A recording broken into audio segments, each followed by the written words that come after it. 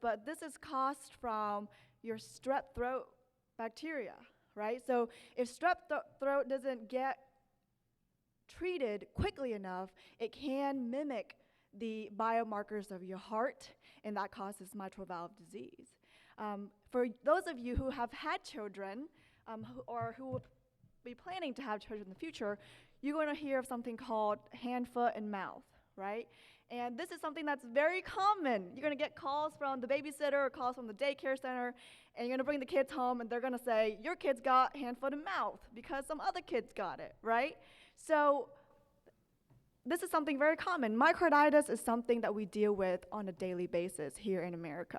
And that virus that causes the hand, foot, and mouth, Coxsackie-B, is what we're talking about. So COVID myocarditis is going to be on that spectrum, okay? And so because that's the hot topic for the past 2 years now, almost 3, that I want to bring this up and just kind of update us on where we are with this, because I understand that this has been discussed in several medical journals in the CDC. And so I've double checked all these numbers last night and updated these numbers last night in the hotel room. So you will have the newest and most updated information thus far.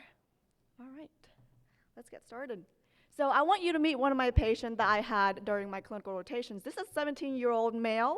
He came in with chest pain and shortness of breath. When you have a 17-year-old male that comes in with chest pain, that's pretty concerning because 17-year-old male who plays soccer don't get heart attacks. And so we're going to have to look at other sources and other reasons of why this is the case. He's been playing soccer, and he's had COVID 3 months ago. This is the only thing he's had. He's a healthy young man, and he's been very frustrated that he's been having to sit out for games and things like that. And so he's here to see us. He's having this very centralized chest pain that's non-reproducible. That means that when you press on his chest wall, it doesn't hurt, but he feels it like that deep pressure inside. Some of you might understand this through heartburn, but this is a different reason, right? But it's that same feeling of that something deep inside of you that isn't comfortable. Okay, so of course we did a whole workup. We did EKGs, electrolytes panel, troponins, of course, an echo on this kid, and of course x-rays and eventually MRIs. The biopsy is not from him. He recovered and did fine, but in a biopsy of a person with COVID myocarditis, you see a huge increase in lymphocytes, and these is a type of white blood cells that come and infiltrate. Yesterday we had a speaker that talked about I think it was Luke. He talked about how we looked at images and how COVID is an endovascular disease. And so you see that a lot of lymphocytes are attacking not only the vasculature of the heart, but also the different muscle cells of the heart, and that's why we're talking about myocarditis today. Okay, so that's what that would look like. For you, Megal, this is what you'll probably see on your board exam as well, so coming up. So the risk of myocarditis, I want to compare this between people who have the natural disease, so COVID-19 disease, versus the general healthy population, and then myocarditis after getting the mRNA vaccine, either Moderna or Pfizer. Okay, so let's look at these numbers real fast. You have a 0.133% of myocarditis in the post-COVID natural disease, okay? And then these numbers might not mean much, but we'll compare this to different types of myocarditis later on. You have a 0.0033% of myocarditis in the general population. This is people who are healthy, they've had no heart conditions in the past, and they're presenting with myocarditis. And then you have a 0.0048% of myocarditis and pericarditis. So this is combined between the two after the vaccine. And so there is a significant lower risk of myocarditis after the vaccine versus the natural disease. And so what does this all mean in terms of comparison? A risk ratio is comparing people who are exposed to COVID and getting myocarditis, comparing that number to the people who got myocarditis from a different source. okay? So this is not, so the risk ratio is not comparing unhealthy versus healthy, disease versus no disease. We're talking about both diseases, but one from one reason and one from another reason. So the risk ratio of you getting COVID myocarditis from the natural disease is 18 times more than you would from hand, foot, and mouth, or strep, or rheumatic heart fever, okay?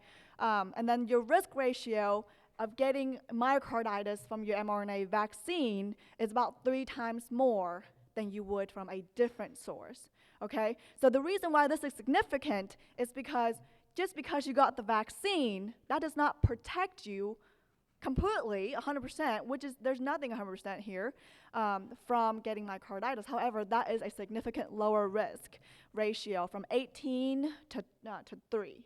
So I'm not here to advocate for anything. I'm here just to kind of give you the numbers that we saw, okay?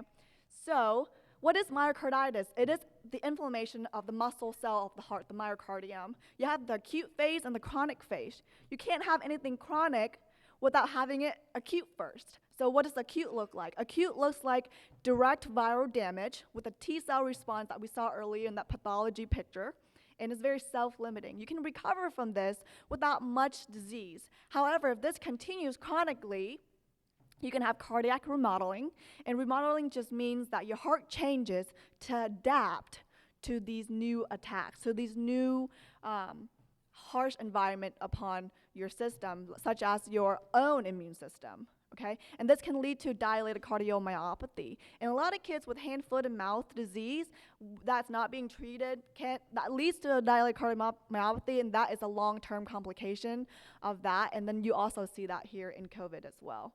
And patients can present with heart failures and arrhythmias. All right, so this is just a picture of, to summarize up what I just said.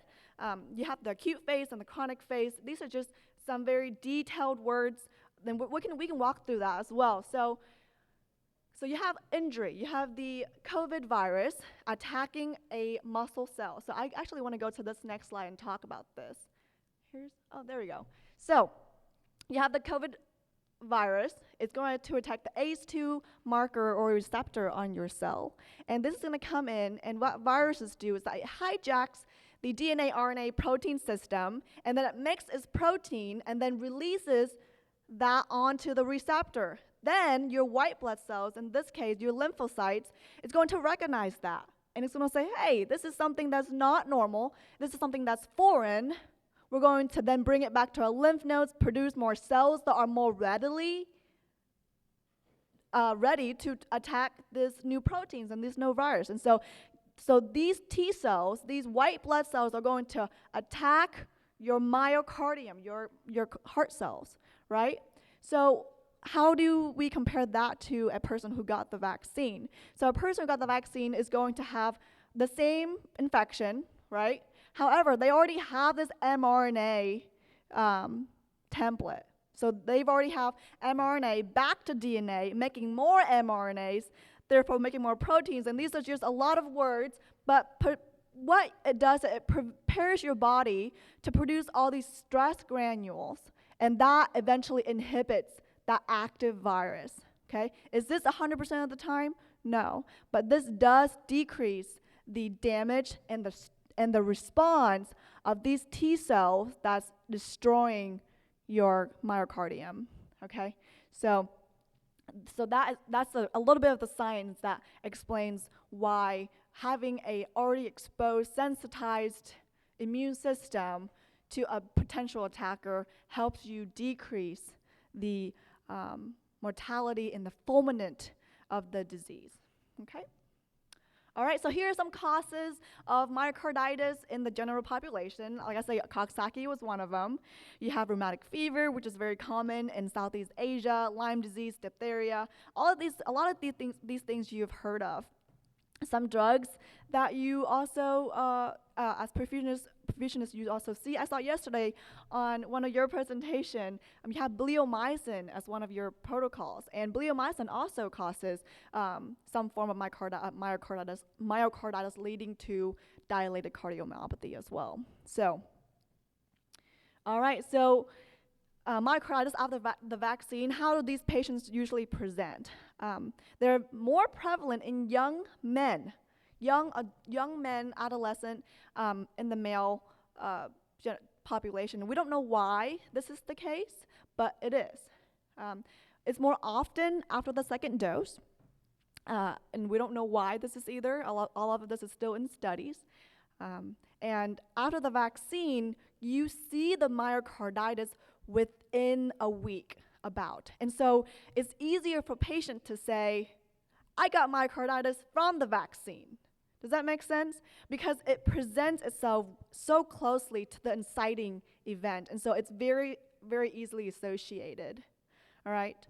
Myocarditis after the actual disease, COVID-19, naturally, usually happen 2 weeks to 2 months after COVID. And so it is harder to associate these 2 points, right? Because 2 months ago you got COVID and then you were fine, and then now you're having heart symptoms. You're not going to know what it is. And so it is easier for the general population to say, I got myocarditis from the vaccine versus from the COVID virus itself. But when you do the biopsy and when you look at these pathologically, it makes sense. And you see the same response in these patients. Okay. And you have the fulminant disease, which fulminant just means that it's a really bad process and leading to heart failure within 2 or 3 weeks of contracting the virus. Okay, so that was a very quick numbers report on myocarditis. Current day, it might be different today. Like Luke said yesterday, by the end of his presentation, the numbers could have changed. So I will put the references up here for you to look at these numbers as well. But you would know as perfusionists and as ECMO specialists all here what we do outside of the OR and how a patient comes in with myocarditis, potentially with COVID, and how we would work them up, how that pathophysiology of COVID myocarditis happens, and how the vaccine plays a part in that system at a cellular level.